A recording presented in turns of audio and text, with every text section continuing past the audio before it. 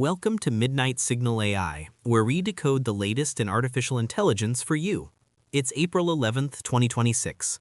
Tonight, Google brings cutting-edge agent skills to your device, Sam Altman's home is attacked, and Elon Musk's x.AI launches legal battles over state AI laws. We'll also hit rapid-fire updates on ChatGPT fumbles and the ongoing power play in Mississippi. Let's get into it. We're starting with a major new release from Google DeepMind, as highlighted on the official Google AI blog. Gemma 4 is here, a family of open models pushing the boundaries of what can run directly on your device. What's unique is their focus on agentic skills, multi-step planning, autonomous workflows, and real-world decision-making, all on the edge without needing to send your data to the cloud. Developers get access to the new AI Edge Gallery for hands-on experimentation and the Light RTLM library for faster, more structured agentic apps. Plus, these models support over 140 languages and are released under a permissive Apache 2.0 license. That's a big shift, Alex. There's been so much talk about agentic AI, systems that can plan, act, and react with autonomy.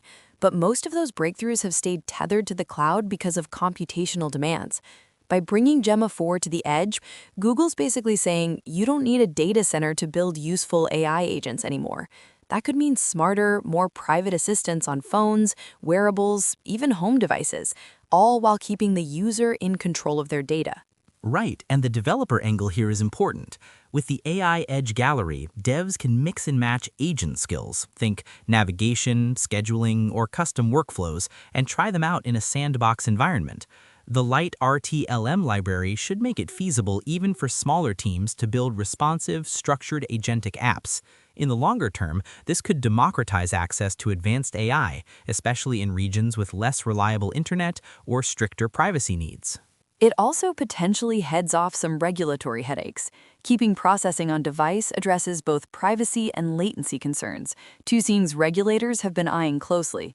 The open licensing is a nice touch too. We'll have to see what kind of real-world apps emerge, but this could be a key step in closing the gap between experimental AI agents and consumer-ready products. Speaking of high-profile AI companies, let's move to the disturbing news around OpenAI CEO Sam Altman.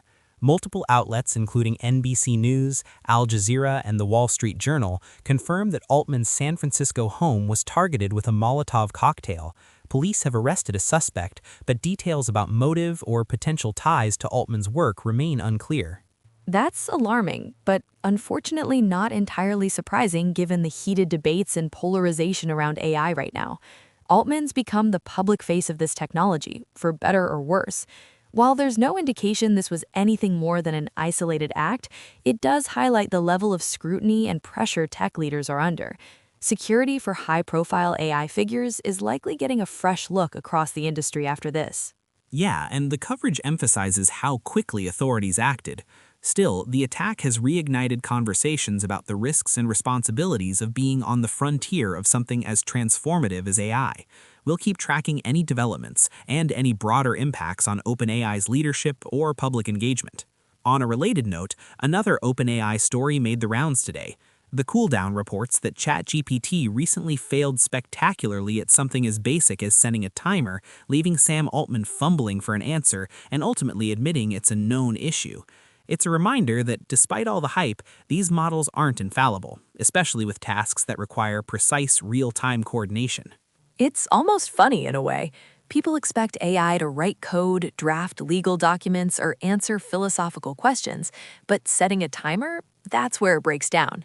There's a real lesson here about the limits of current LLMs. They're great at generating text, but unreliable when it comes to actions that require context, memory, or integration with external systems. It's also a subtle dig at the agentic AI story. We're still not all the way there. Exactly. It's important not to conflate clever conversation with real-world utility. These glitches will keep developers humble and maybe remind users not to trust AI with everything just yet. Switching gears, let's get into the legal battles brewing around AI regulation. The business journals, Colorado Sun, and CNBC all report that Elon Musk's x.AI is suing the state of Colorado over its new AI antidiscrimination law. The company argues that the law, which aims to prevent bias in AI systems, threatens Grok's free speech rights and could stifle innovation. This is a classic Musk move. Take the fight to court, frame it as a free speech issue, and draw attention to the trade-offs in AI regulation. Colorado's law is one of the first state-level attempts to hold AI systems accountable for bias, but the details matter. x.AI says the requirements are so broad that they could force Grok to censor or limit its outputs. If this lawsuit gains traction, it could set precedent for how other states draft or defend similar laws. And it's not just Colorado. The legal pushback seems to be growing. MLex and Gazeta Express also note that x.AI is challenging other state-level AI laws, arguing that a patchwork of regulations makes it harder to scale AI products nationally. We're likely heading for a showdown over whether AI companies can operate under a single federal standard or have to adapt to each state's rules. It's a regulatory Wild West right now. The outcome could define what kind of AI systems Americans get access to and who's responsible when things go wrong. Definitely a story to watch. And while we're on Musk's x.AI, let's talk about the Mississippi power plant controversy. The Tech Buzz and CNBC report that after x.AI secured a permit to build a massive AI data center at a former power plant site, local groups are mounting fresh legal challenges. Their concerns range from environmental impact to transparency about the project's purpose and scale. This is another sign of AI's real-world footprint getting bigger and running into classic infrastructure politics. These AI data centers are energy-hungry, and local communities want a say in what's built in their backyards. Plus, with x.AI being so closely tied to Musk's various ventures, there is skepticism about what's actually happening at these sites. It's a reminder, AI isn't just code. It's steel, power lines, and local politics now. And as more AI companies look to build capacity outside the coasts, these fights are likely to multiply. We'll see if x.AI's scale-out ambitions run into even more local resistance. Before we wrap, a quick note on the broader context around these stories.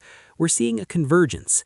Technical advances like Gemma 4 are expanding what's possible with on-device AI, while legal, ethical, and even physical safety concerns are pushing back against how and where these systems are deployed.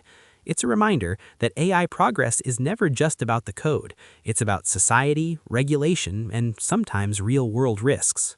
Absolutely. Whether it's new models at the edge, lawsuits over fairness and speech, or attacks on public figures, AI is now at the heart of some of our biggest debates. The technology is moving fast, but so are the questions about how we control it, who gets to shape it, and what kind of world we want to live in as a result. We'll be here to keep you in the loop.